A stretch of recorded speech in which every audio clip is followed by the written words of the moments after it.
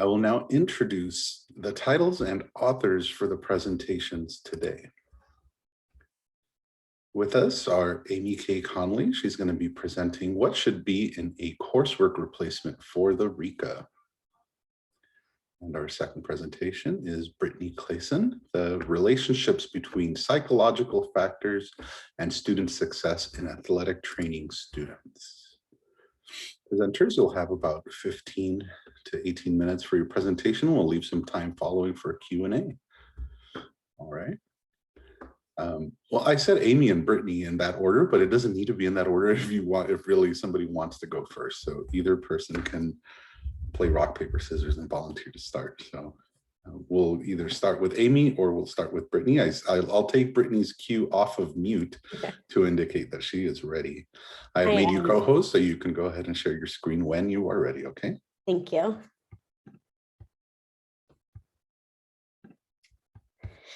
Okay. I'm assuming everyone can see my screen. We sure can. So thank you. So like Dr. Hernandez said, my name is Brittany Clason. I'm a doctoral candidate in the Educational Leadership Program, and I'm graduating in just a few weeks, which is really exciting. My topic was on the relationships between psychosocial factors and student success in athletic training students, and my committee and co-authors were Dr. Maria Yukomenko, Dr. Christian Wandler, and Dr. Scott Saylor. So in athletic training, we have 4 organizations that really work together to kind of further the profession of athletic training. We're going to focus on one of these today, which is our external accreditor, and it's the CATIE, which stands for Commission on Accreditation of Athletic Training Education. And so the CATIE is, like I said, our external accreditor and really determines what athletic training programs need to do to be successful. So I was looking at what the CATIE has determined are measures of student success, and noticed that in the last 3 years, these measures of student success, which include retention, graduation rates, certification exam rates, are really declining. And there's been a trend in this decline over the last several years. And so because of this, 81 out of the established 352 programs are actually losing their accreditation. Either they're voluntarily withdrawing their accreditation, or they're actually losing their accreditation because they're unable to meet these measures of student success.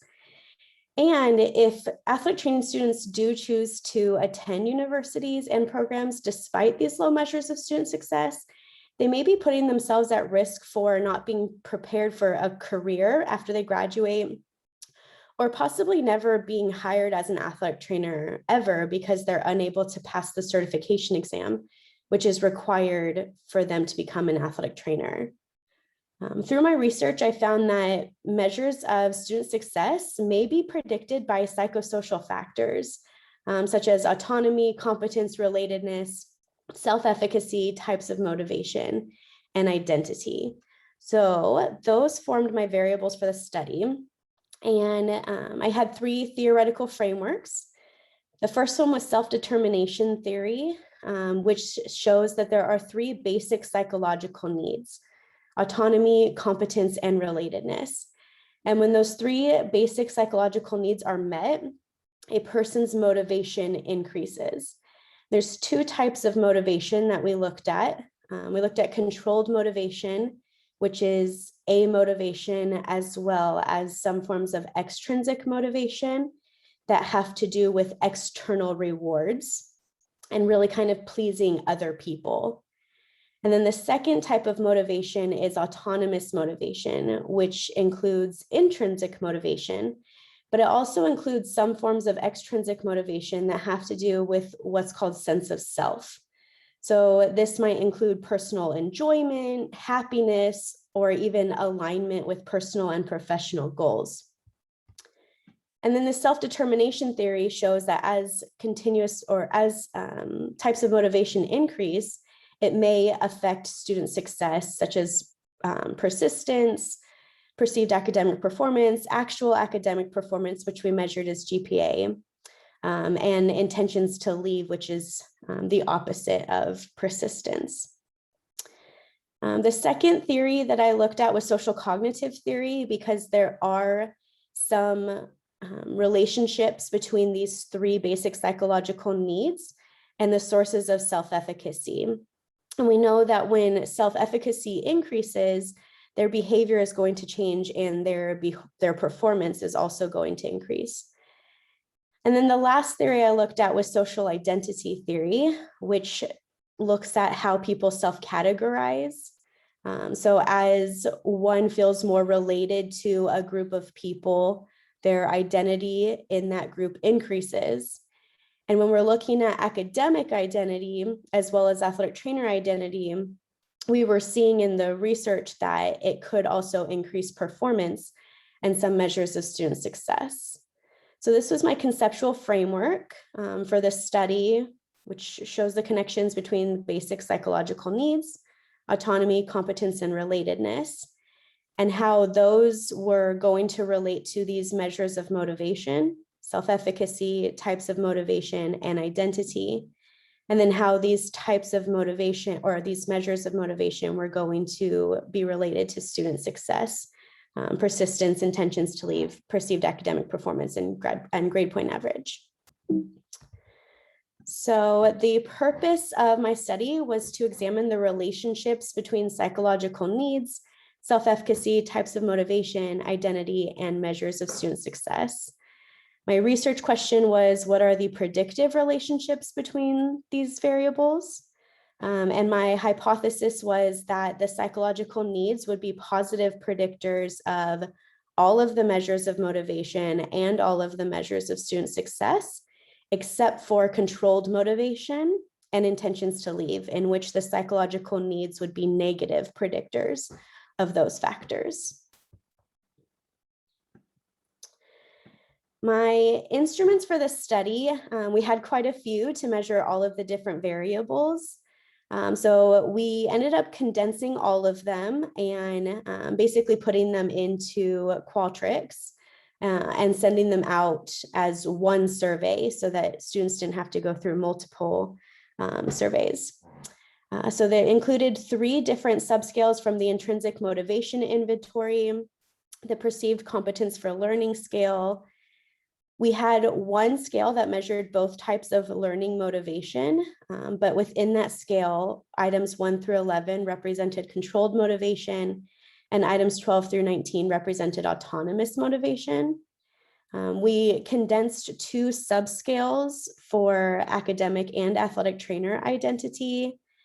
We used the academic persistence scale for persistence, the intentions to leave scale for intentions to leave, and the perceived academic performance scale for perceived academic performance. We also had a demographic and program questionnaire, and this is where the students were going to self-report their grade point average.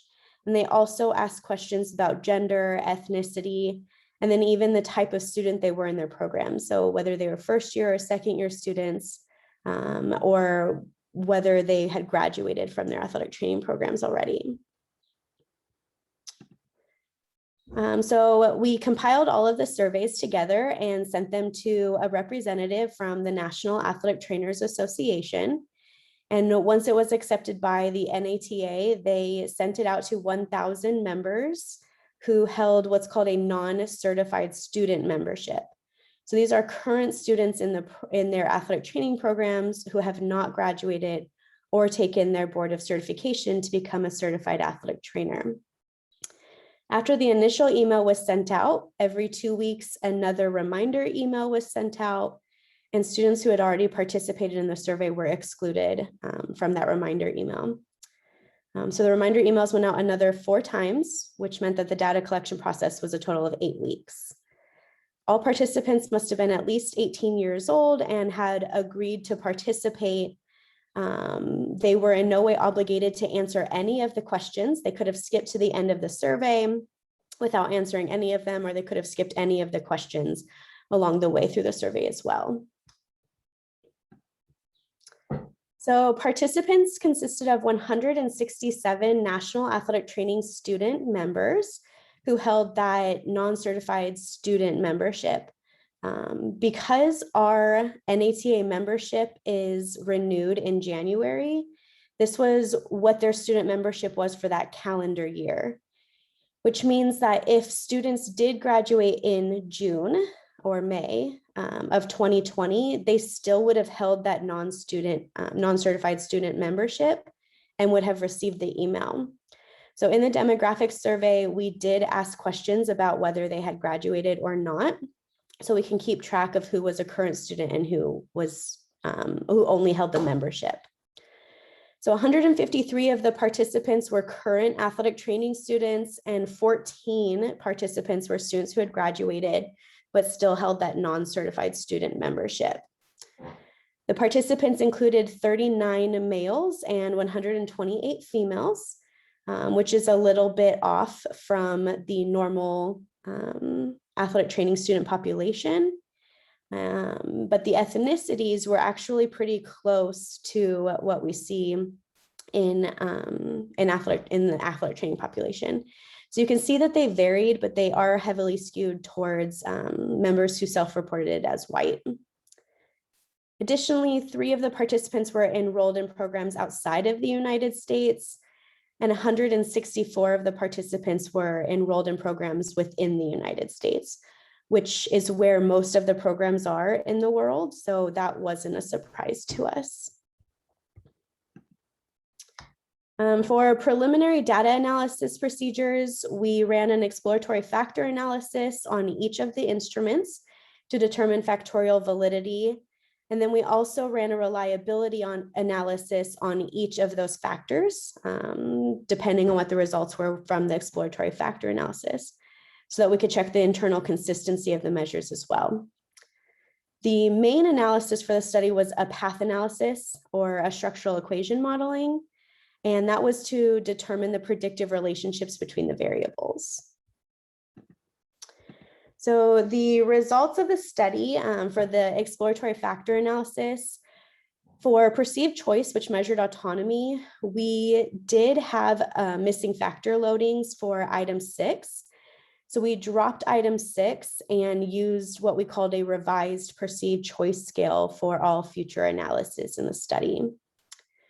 Additionally, the learning motivation scale was separated between 2 factors, which is what was hypothesized, where factor 1 represented items 1 through 11 for controlled motivation. And factor 2 included items 12 through 19, which represented autonomous motivation. So here we have the variance explained by each of the measures, and it ranges from 27% with the learning motivation scale up to 62% with perceived competence for learning, which measured self-efficacy, and the academic and athletic identity scale, which measured academic identity. All of the factor loadings in the exploratory factor analysis ranged were well above that 0.40, which is what's recommended for exploratory factor analysis. And the Cronbach's alpha scores range from acceptable, which starts at 0.7, up to excellent, which is greater than 0.9. So we did see very good factorial validity and internal consistency of all of our measures. The results of the path analysis showed that all 3 of the psychological needs were direct positive predictors of self-efficacy. Autonomy and relatedness were direct negative predictors of controlled motivation. But only competence was a direct positive predictor of autonomous motivation, as well as academic identity and athletic trainer identity. For these psychological needs, autonomy was also a direct predictor of persistence. Competence was a direct predictor of persistence and perceived academic performance. Interestingly, when we looked at the direct predictive relationships between measures of motivation and student success, self-efficacy did not come up as a predictor of any of the measures of student success, which we'll discuss in the discussion section.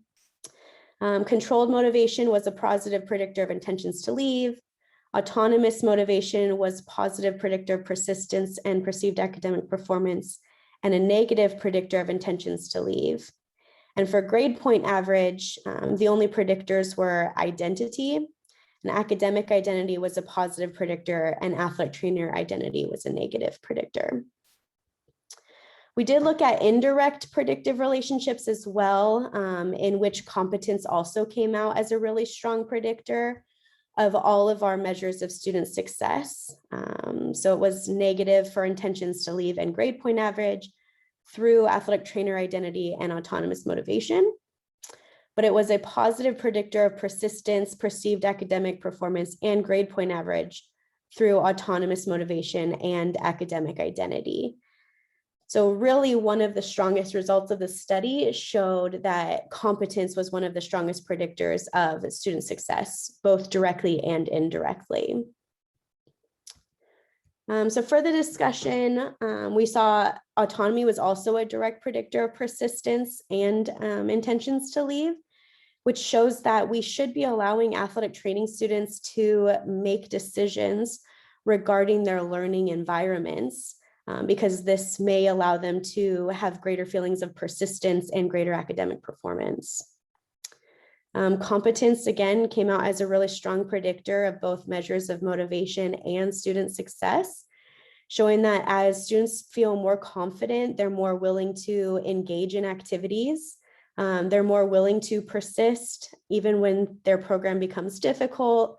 And this could alter their academic identity and ultimately increase their academic performance as well. Additionally, as motives are more aligned with their sense of self and we see greater intrinsic motivation, students are more willing to persist because they find personal enjoyment and an alignment with their personal goals. So they're more willing to stay strong in their academic programs and perform well in those programs. Then finally, academic identity was a significant predictor of GPA, and athletic trainer identity was a negative predictor of GPA. But we have seen studies that have shown that students who are required to perform both clinical skills and academic coursework tend to place more of an emphasis on those clinical skills because they think that it's going to align more with what they're going to be doing after they graduate.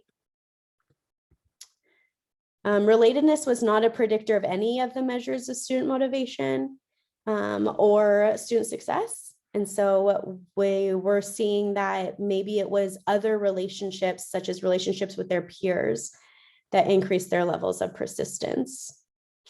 For self-efficacy, I believe that it's because the self-determination theory and the identity relationships were so much stronger that it pulled the variance away from self-efficacy. And that maybe if we reran the study with just self-efficacy, we would probably see significant results there. But in regressions, the more variables we add, kind of the more it plays with the significance. And then we also see that psychosocial variables such as motivation and self-efficacy may actually be more related to measures of student success that are based on perception, because they were able to predict persistence, intentions to leave, and perceived academic performance, but not actual academic performance, which was measured by GPA. So implications for practice, we should be allowing athletic training students to make choices regarding their learning environments and to successfully practice and complete the skills that they're learning in the classroom. As they are successfully completing these skills, their competence will increase and they'll be able to make those decisions regarding patient care, which will increase their autonomy as well. In the classroom environment, if we use maybe more of a flipped classroom approach where students are making decisions regarding their research outside of the classroom, and then are able to come into the classroom and demonstrate and practice skills, that might also increase their autonomy because they're making those decisions, and their competence because now they're successfully completing those skills. And we know that autonomy and competence are direct predictors of persistence, intentions to leave, perceived academic performance, and grade point average.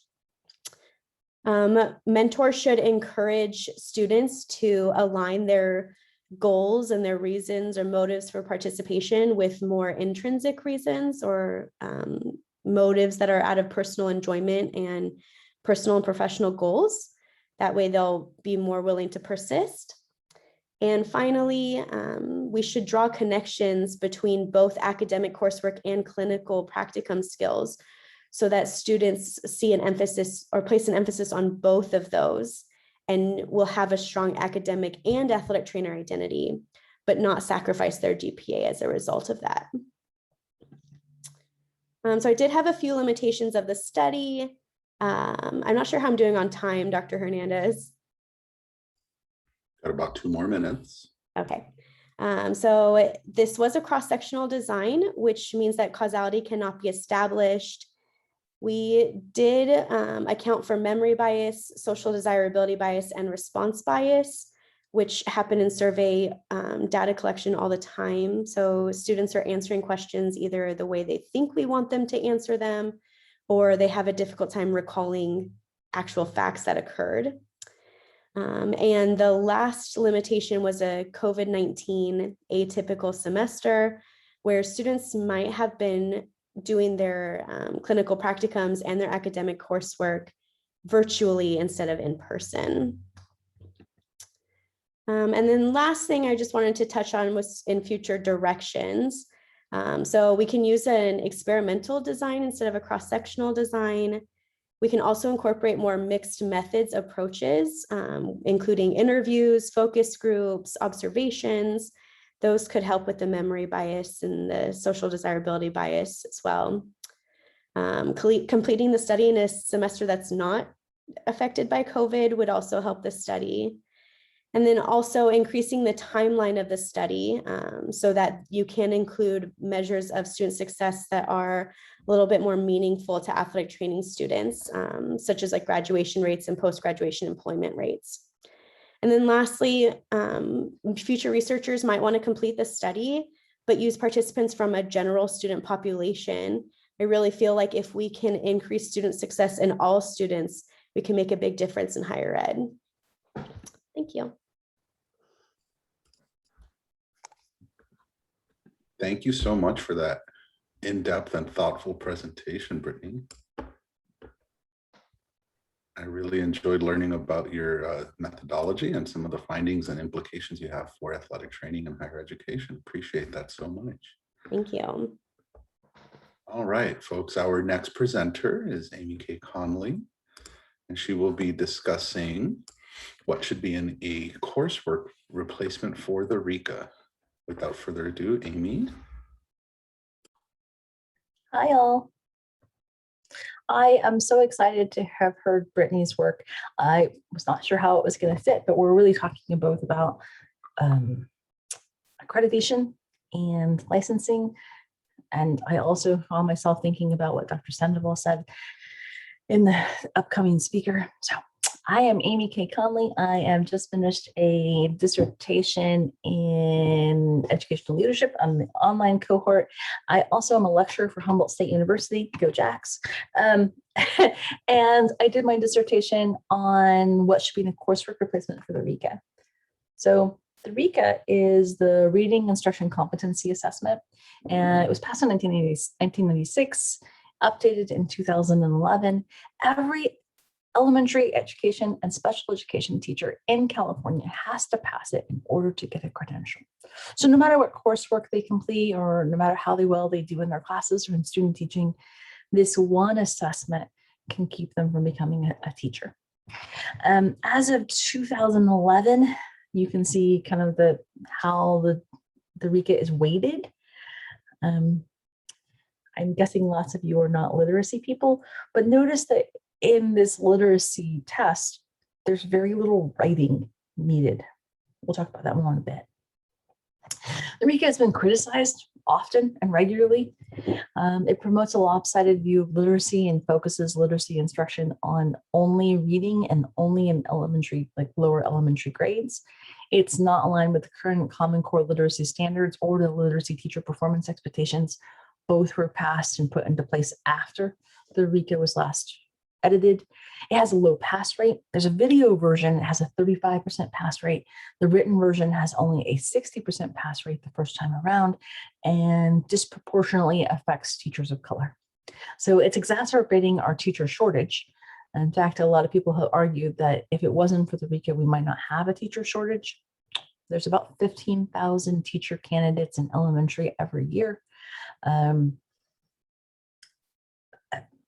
About 1,000 to 1,500 of them per year are kept out of the profession because of the RICA. And that's an issue.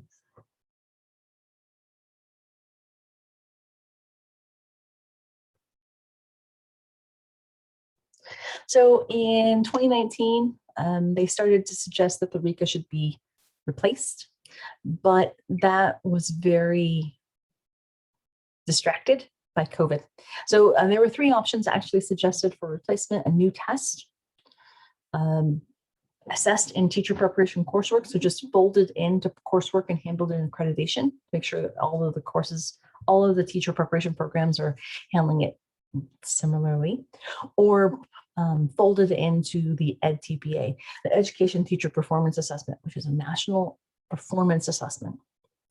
Option B was supported by State Superintendent Tony Thurmond and CTA, but none of that legislation could be passed because of COVID. The legislature focused and limited what legislation could go through, had to be COVID related. Right now, there's an executive order in place, Executive Order N6620. It postpones the RICA for until the induction year, the first year teaching for graduates that graduated in both 2020 and 2021. The future of the RICA is unknown. Recently, the CCTC, actually last Friday, a week ago yesterday, has said that they are looking at replacing it with a version that has subtests so that people can pass one portion and then move on. They've also talked about eventually updating it with current standards. They've also talked about eventually possibly making it multi-measure, like the subject matter test, so that you would be able to show coursework or take a test. So this study is asking what the people most involved with this instruction, RICA, and coursework think that should be included. So I surveyed all of the K-12 California administrators. Thank you, Hank, for getting me that list of emails. And all of the literacy researchers and all of the literacy instructors like myself. I teach the literacy classes for the credential candidates in elementary, secondary, and special education at Humboldt State.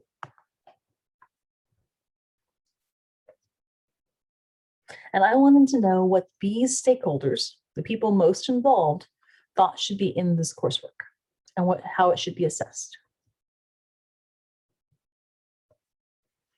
So literacy is pretty exciting stuff. A lot has happened in literacy research since the RICA was last updated, including social justice for literacy, culturally responsive and culturally sustained pedagogy, the science of reading and literacy ecosystem philosophical approaches. There's been a lot of change in literacy in the last 20 years, 2011 to 21. Last time the RICA was updated was 20 years ago.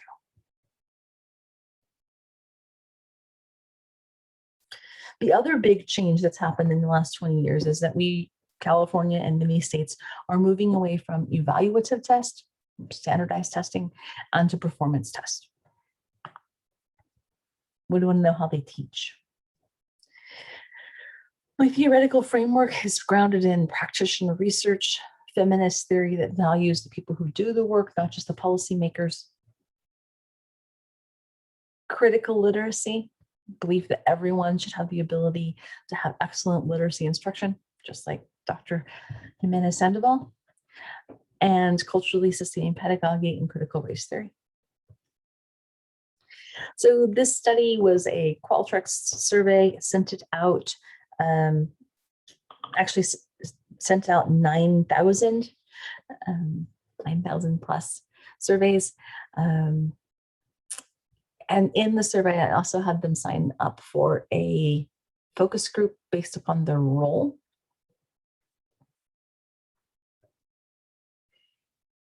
The survey language actually comes from the new literacy TPEs passed by the CCTC, California Commission on Teacher Commission. Teacher credentialing, sorry. And the language is actually directly from the new TPEs that went into effect this year. I asked them to, these Likert scales, but then also I simplified the TPEs and asked them to rank them. And then I also asked how much time should be given to each form of instruction.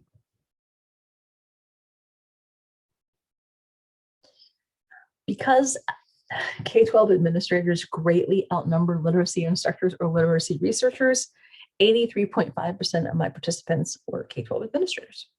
And I got 236 surveys back in the 3 weeks that I ran it from all over California. So you might think that I might start with descriptive statistics of participants, but I actually started with a open-ended coding all my open-ended questions. I only had 2 open-ended questions: what should be included and what's the purpose of literacy, which were big ideas. And the themes I found from my survey formed my questions and member checking for my focus groups, which is why I started there. And then when I analyzed the quantitative results, I looked at a mean comparison by roles.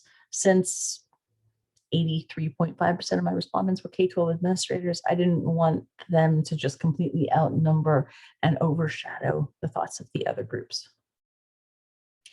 Then I did focus groups by role. I intended to do same role and then mixed role, but I found that so many of my focus group participants had multiple roles. They were K-12 administrators and literacy researchers, or they were literacy instructors and K-12 administrators and literacy researchers, that I didn't end up doing a second set of focus groups. I then coded and came up with some really big, interesting themes that I'm excited and that fit our Ignited for Change theme today.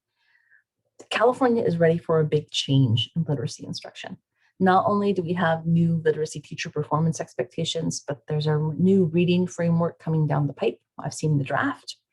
And so it's time for our California to meet these new changes, and I was interested to see these big themes. This was an interesting theme to me because I didn't ask it. There was no multiple choice questions on my survey that asked about testing. I didn't ask about testing in my standardized testing in my open-ended questions, but a huge theme that came out in both my open-ended responses from the survey and in the focus groups was that people thought there needed to be less standardized testing of teachers. They argued that it is keeping teachers of color out of the career, that it's just another hoop, and that it doesn't predict efficacy. They also argue that the RICA, because it's so specific and it's so specifically focused on standards that are outdated, that the second literacy courses in many colleges are focused on getting people to pass the RICA instead of prepare for our literacy future.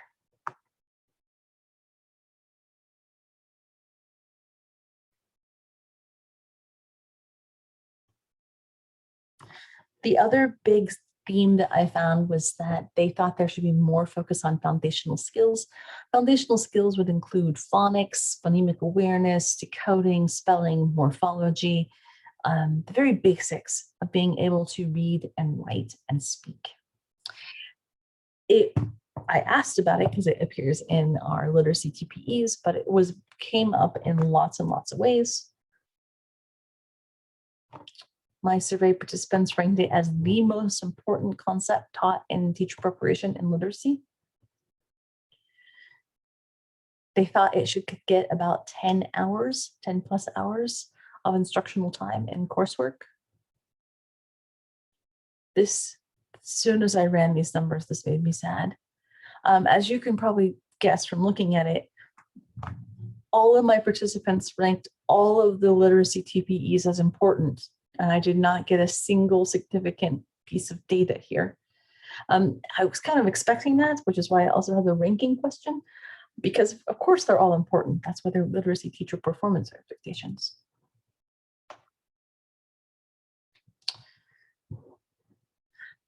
My participants really thought that what is taught in teacher preparation should keep up with current research, specifically science of reading, phonological awareness-based literacy instruction, structured literacy instruction, and ecosystem of literacy instruction. It's the idea that you may have heard of like the reading wars of balanced literacy, whole language, and phonics. My participants said that paradigm's done. We need all of the parts and we need them to work together. And we also need only the parts that are research-based.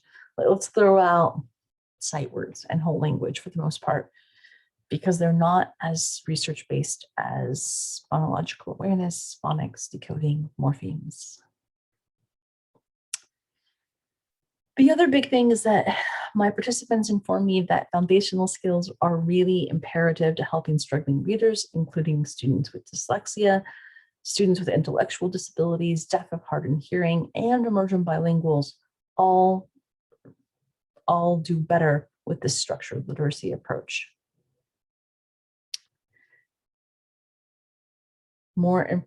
And also, they thought that right now, these foundational skills only go up to 5th grade.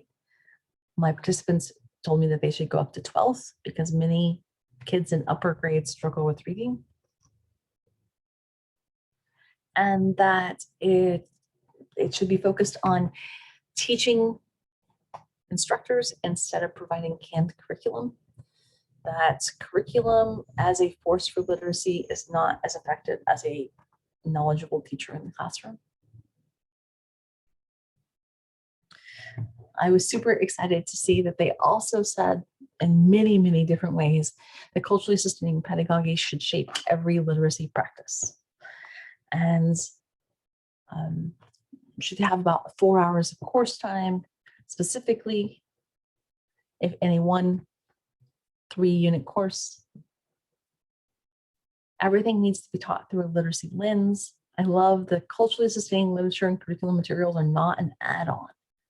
They're the sea in which our children should swim. My participants also said that we needed more focus on writing instruction, that most teachers are not prepared to teach writing when they enter the profession, even English language arts teachers. Ranked second in importance to foundational skills. The writing project and its local organizations were pointed out as the most effective writing instruction. And then they also asked for some big pragmatic and structural changes, asking for programs to mix theory and practice, possibly use case studies, and continue studies like these, having these groups in conversation.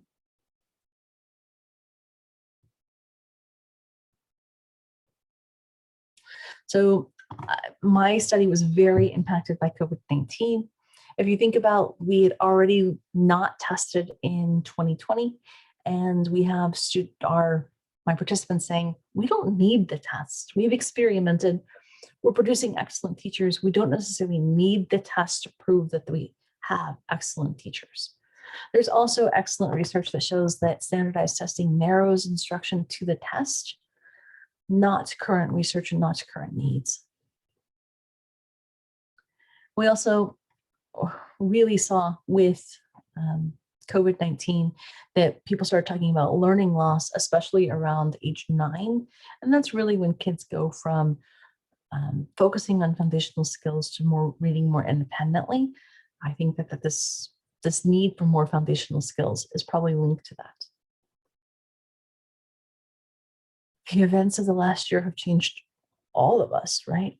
And I am sure that all of those events affected how my participants talked about culturally sustaining pedagogy. Although we need more emphasis on writing, but that's been said for a long time.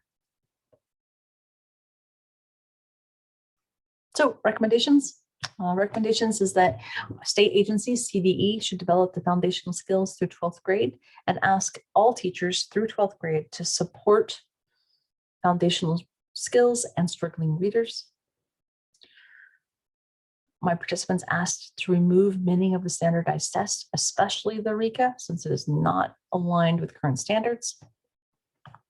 And then they also asked for more vetting of curriculum with current research by the CDE. And they asked the CDE to provide professional development for existing teachers on literacy topics. Right now, most of that is done by curriculum companies. And those curriculums are not necessarily research-based. They asked for teacher preparation programs to provide more hands-on practical application of theory. So they wanted to see theory in the classroom and then hands-on application of that theory. And for literacy instruction courses, they wanted to see more focus on foundational skills, more focus on culturally sustaining pedagogy, more writing instruction, and a case study approach to applying theory to practice. I had lots of limitations because I was asking about a very specific time and place, but I really think that it's the time and place for change. We have a real chance, right? At this moment when everything is changing, the reading framework and the new literacy TPEs, to change how we prepare teachers to teach literacy and therefore change literacy instruction in California. All right, thank you. All right, thank you, everybody. I appreciate Amy, Brittany, both of your presentations. We have a couple more minutes here for any audience engagement with questions and hopefully some answers from our two presenters. We'll open up the floor. Just remember to unmute yourself before. And if possible, maybe even turn your camera on. So a couple minutes here for any questions and answers.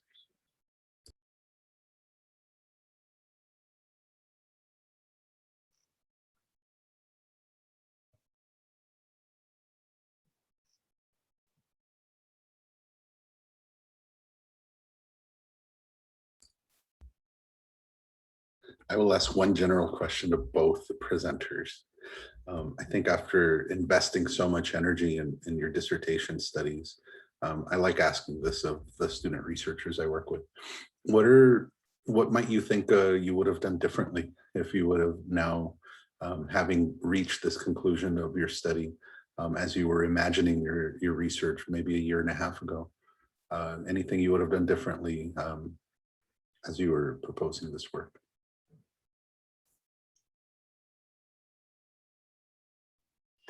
I'm not clairvoyant. And my study was so affected by COVID and the legislation around it. I'm really proud of my study and I'd do it again. But Wonderful. Wow, I could not have predicted COVID. But Right. I don't feel too bad about that. I don't think I would have done anything differently. I kind of had higher hopes. I wish that I could have used a general student population, but it was just kind of far-reaching for a dissertation. So I had to keep reminding myself, this is just the beginning. There is more extensive studies out there as I continue in this professional world. But my study wasn't too affected by COVID because our accreditor required that either athletic training programs put their programs on hold or find a way for students to get those experiences. And because healthcare workers were essential, they were still going out and doing things. Yeah, I don't think I would have done anything different, but I am excited for the doors that this is going to open in terms of research in the future. Wonderful. Awesome. I am so proud of you both and so proud to be director of this program and have you both presenting the research indicative of the quality of our student researchers. Congratulations. Everybody, thank you for attending this breakout session today and to engage with the research of our doctoral candidates presenting research on educational leadership to ignite change and support our fellow colleagues. Please make sure you participate in the attendee survey, which you will receive via email after the symposium. Thank you, everybody, and I hope you enjoy the rest of the symposium. There's transition time and the next session begins at 11:30.